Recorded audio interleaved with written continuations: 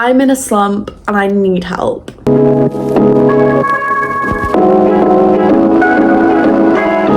Hi everyone, welcome back to my channel. I hope you're all doing okay. Today is a bit of a mid-month crisis because I am going through my feels.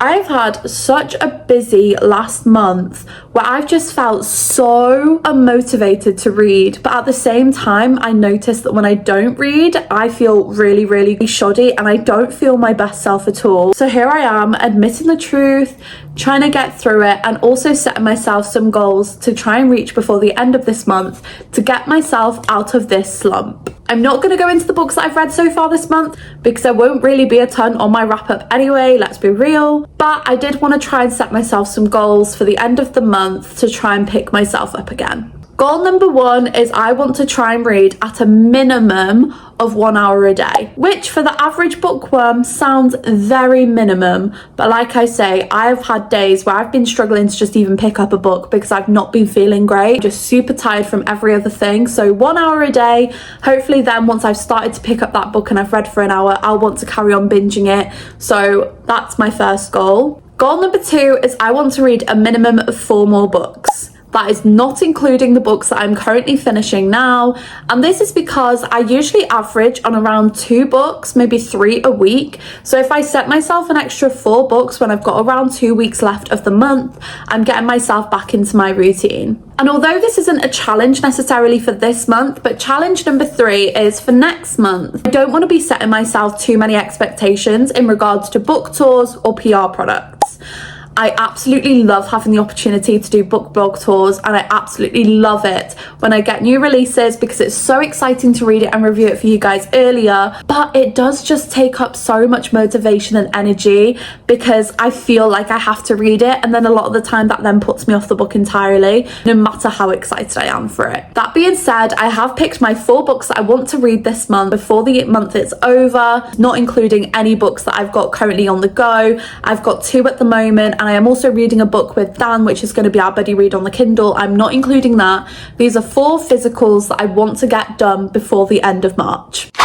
Starting off, we've got What Happened to Nina by Dervla McTernan, and I have to read this for a book blog tour. This is one due to commitment, but at the same time, I've had to mute the group chat because everybody has pretty much read this before their tour date. I have not, and yet I've heard insane things about this. You've even got reviews here saying they read it in one long sitting, one of the best thrillers they've ever read, and I am so excited. So it says here, Nina and Simon are the perfect young couple, fun and deeply in love until they leave for a weekend at his family's cabin in Vermont and only Simon comes home.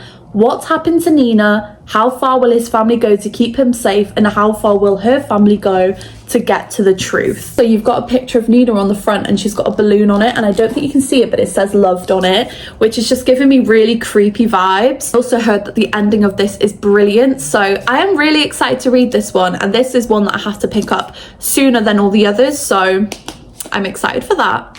Next up, we've got End of Story by AJ Finn. I'm not going to go into this too much because I think I've spoken about this one before, but again, this is a book tour, and this one is set in one of those creepy houses, and it's a writer's retreat, and I love everything like that, so I think this is going to be a really good pick, and I love the cover of this one. It's giving me creepy vibes. I've heard it's a bit slower than you are expecting, but I'm glad I know that going into it, and I'm not expecting it to be super fast. But yeah, I am very excited to read this one nonetheless.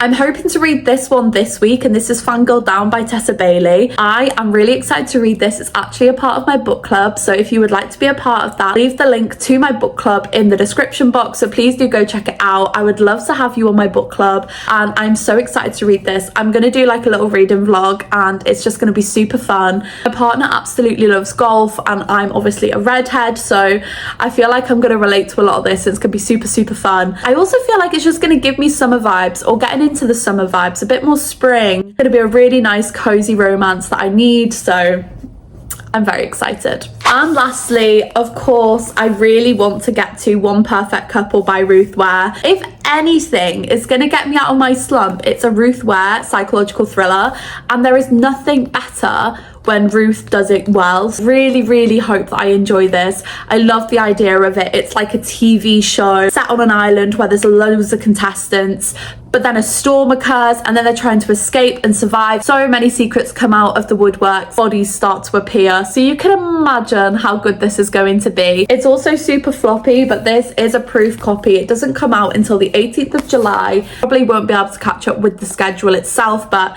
I think I'll do this for like a little weekend reading vlog or something. I'd like to do like a little weekend reading challenge this week coming, so that would be super fun. So yeah, so these are the books that I'm hopefully going to get to before the end of the month. I know that a lot of them are psychological thriller based, but if you have known me for a long time, you would know that psychological thrillers are my babies and my comfort. Behind me is my romance shelf because I am definitely getting into them a lot more now that the sun's coming out as well. But I think I need to go back to my roots to get me back into the reading vibes. I'm also just about to finish a romance book, so I need my thrillers back. I need to get back in the game. Hopefully these will do the job. Let me know how your reading month is going so far. Let me know what you hope to finish before the end of the month, and if you have any tips on how to get out of a slump, I would love that. Also a sneak peek in regards to this Sunday's video. I am going to be doing a swap your digital hours to reading time video. I'm so excited for that. I am doing it based on the hours I spend on TikTok because I do work from home, so a lot of the time I'm on FaceTime with friends while I work, or I am just on the phone doing other bits and bobs. So if I did the normal phone time, screen time,